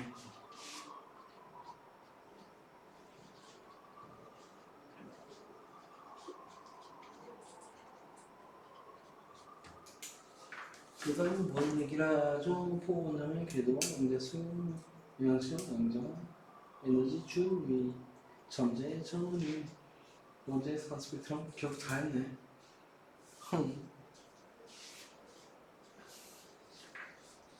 책에는 결론만 보고 하자.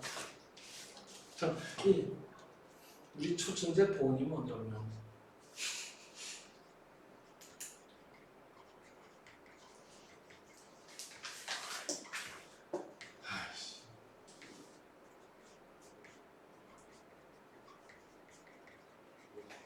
이런 게 2파이 MV가 N 하라는 거. 그 다음 이용한 거는 이거지. 전기력, 인구심력 이런 거. 사실은 구심력을 배운 적이 없기 때문에 지금 유도하는 물인 게 맞다. 근데 이건 물리적 화학에서 유도했다는 얘기 미쳤지, 그지? 그래서 전기력은 K R제곱분의 Q1, Q2. 왜냐면 수소는 양성장 플러스 2, 전장 마이너스 2, 이 결합하니까. 자, 구심력은 공식은 모르겠으니까 커닝을 해서 R분의 MV 제곱이라고 하고 이거 쇽 집어넣어서 계산하면 나오는 게 이거까지는 해요. 동그라미 2번으로 궤도와 양자화. 이 궤도는 원자 반지름으로 나타낼 수 있겠다, 그죠? 그래서 나는 원자 반지름이라고 있겠구만. 혹시 기억나시는 분이 있으십니까? N번째 궤도 반지름이랑 마이너스 N자. 아닌데 그냥 에너지는 마이너스 붙었으면 마이너스 붙었으면 에너지인데 먼저 저기도 못 같이 어디 갔어? 거기에 에너지 준위의 값이 안 나오네? 이 그냥 말로 하기로 했나 보다. 에너지 준위가 마이너스 N제곱분의 2제곱이 나온다. 1380 뭐 이거 1414인데 12였나? 까먹었어. 몰라. 자, 그래서 얘는 어떻게 나왔냐면 아마도 이렇게 나왔을 거예요. 3가 유도하기 싫으니까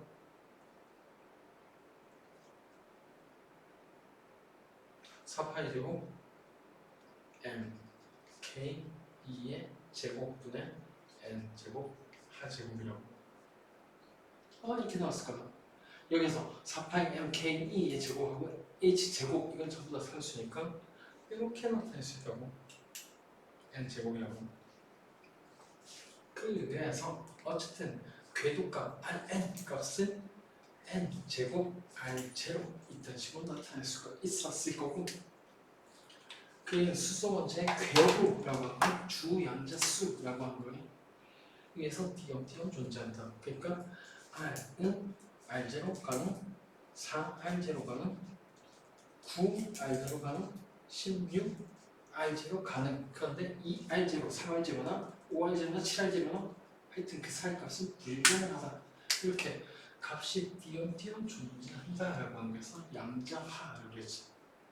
양자화는 일단 제일 중요한 건 불연속이란 거. 조금 더 정확하게 얘기하면 특정한 규칙에 의해 띄엄띄엄한 값만 가진다라고 하는 게 양자화다.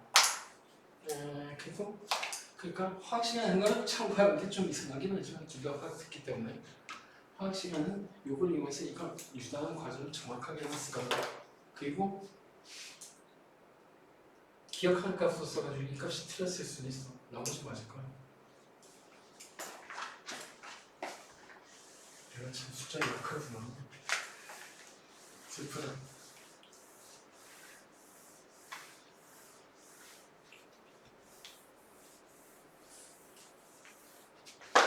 잠깐만. 다행이다. 거의 한 개였는데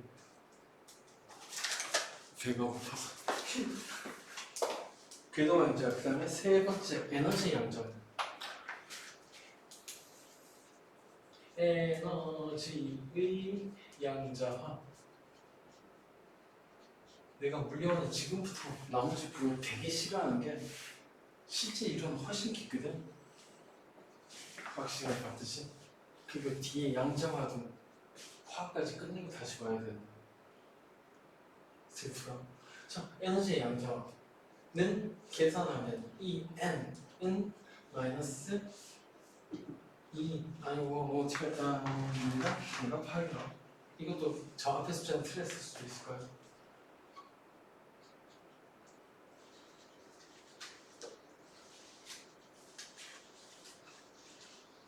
대충 일단 식을 생각하고 있을 거다. 그래서 비교하고 있는 거야? 우선이 맞았나? 맞아요. 미쳤다. 내가 저거 왜 하고 있지? 둘 다 똑같아요. 응? 둘 다 똑같아요. 숫자 똑같아요. 미안. 근데 그래도 내 안기라고 믿을 수가 없어. 대체로 이런 거 보는 거야. 사람이 이거 묻으면서. 자, 어쨌든 중요한 포인트는 이거였지. 마이너스 n 제곱분의 1에 비례한다는 거. 자, 그래서 저 양자 이 값이 1400 얼마였냐? 1414였냐? 킬로줄 퍼 몰타임이니까 화학에서 나왔죠. 몰이 왜 나와? 자, 어쨌든 요딴 식인데 그래서 에너지도 어떻게 양자가 돼 있냐면 주 양대수에 해가지고 마이너스 n 제곱분의 이 제곱 이딴 식으로 양자가 돼 있다는 거죠. 다시 그러니까 에너지 가질 수 있는 거는 마이너스 2제곱, 마이너스 4분의 2제곱, 마이너스 9분의 2제곱은 가능한데 그 사이 값은 불가능하다. 라는 얘기가 되시겠네. 그래서 이걸 에너지 줄이라고 한다고.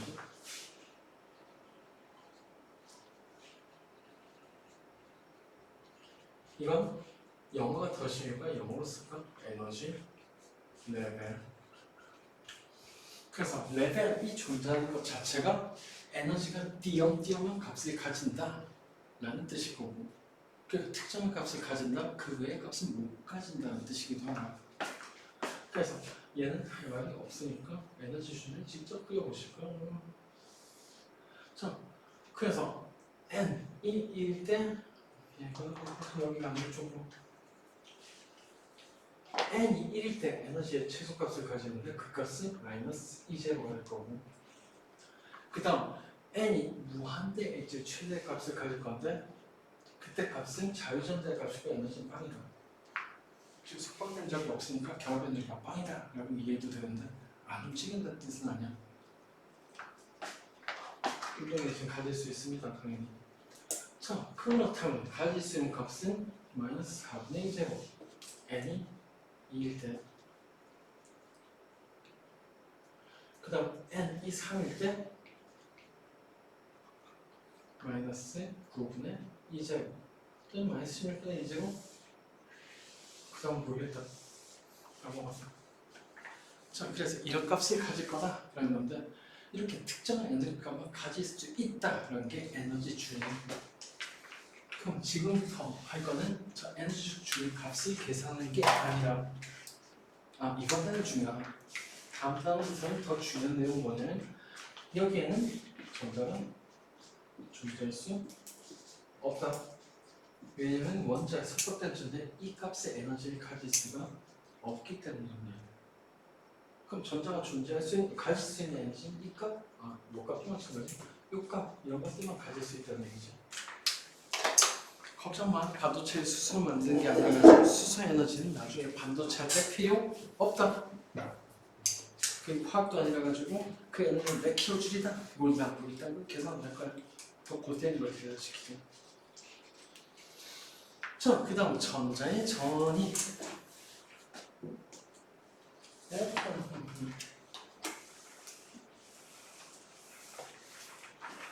반대로 안줘야지.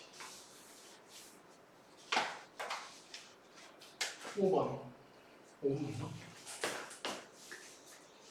무슨 5번이었네? 이걸 왜? 전자의 전이를 트랜스레이션이라고 했다. 트랜스포지션이라고 했지. 위치가 싹 변한다고.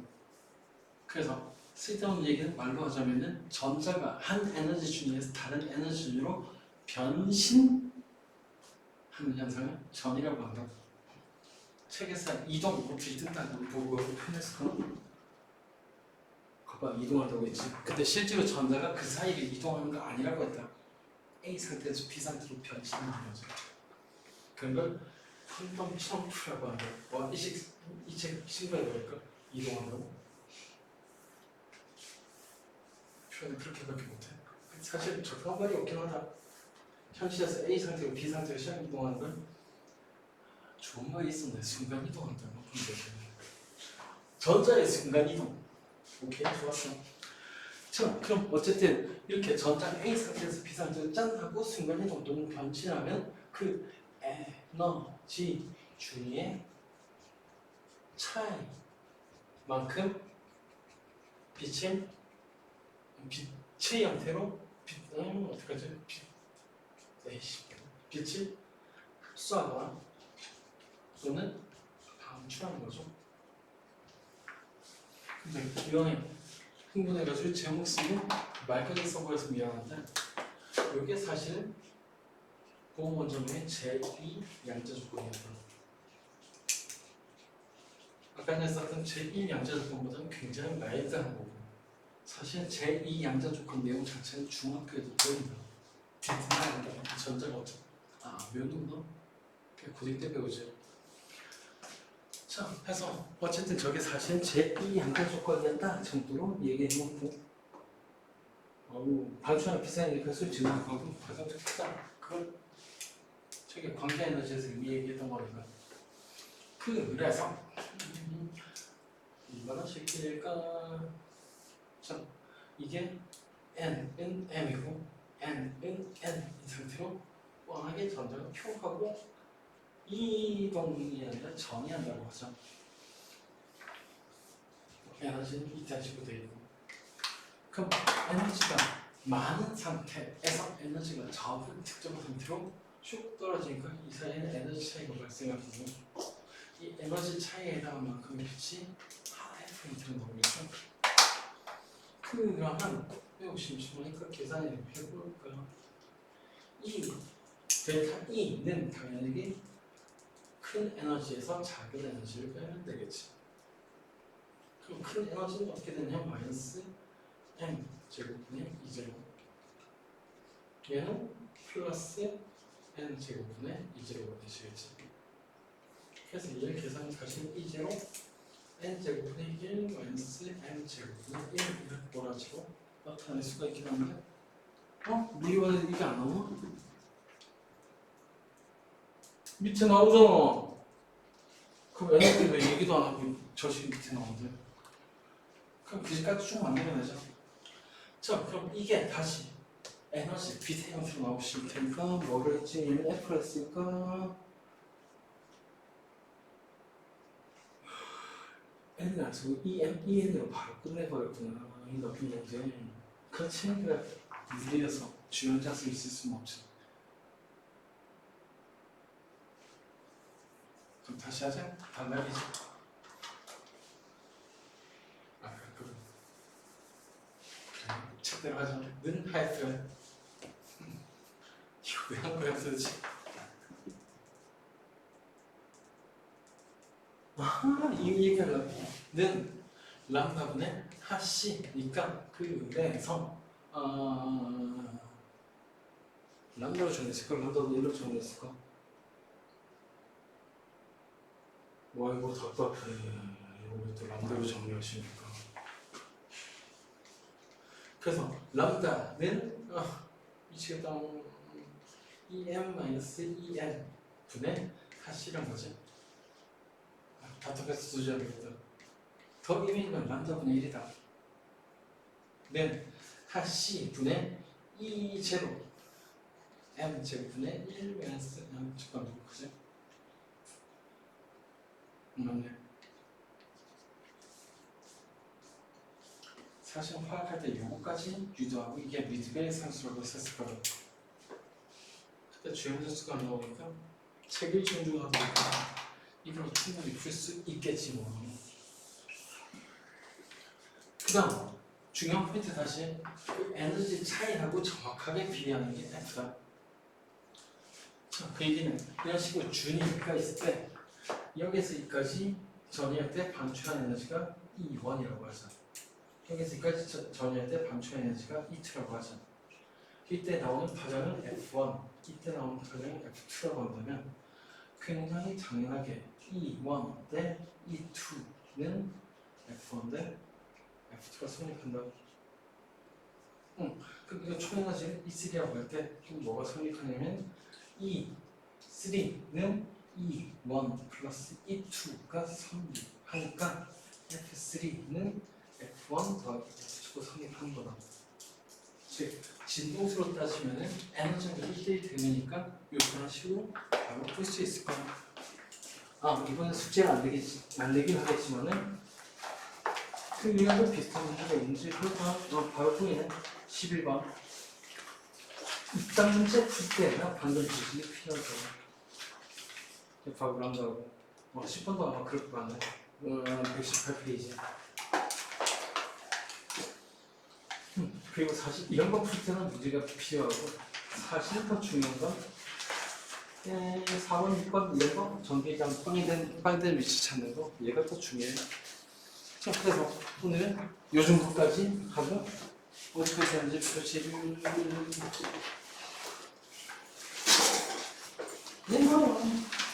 101페이지부터 다음 시간에 나가고 너네 결국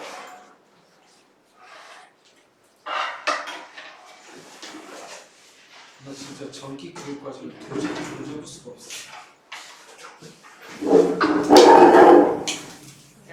네, 바이바이. 네, 바이바이. 우와, 아이고.